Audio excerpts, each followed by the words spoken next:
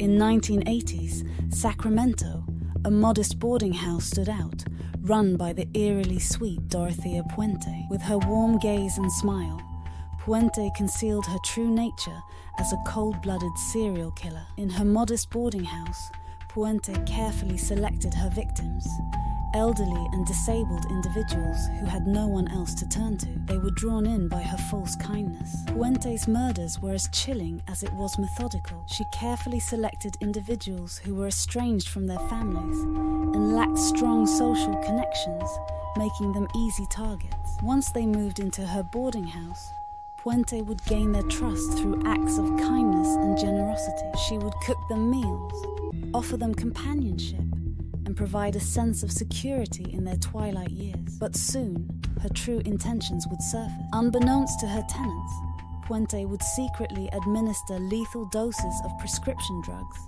typically sedatives or tranquilizers, into their food or drinks. As they succumbed to the effects of the drugs, she would plunder their belongings and steal their social security checks. Then, with a cold and calculating demeanor, she would dispose of their bodies with callous indifference. For years, Puente's reign of terror went unnoticed. The disappearances of her tenants were chalked up to their frail health or troubled past, and she continued to fly under the radar of law enforcement. But all that changed when one tenant, a man named Alberto Montoya, vanished without a trace in 1988.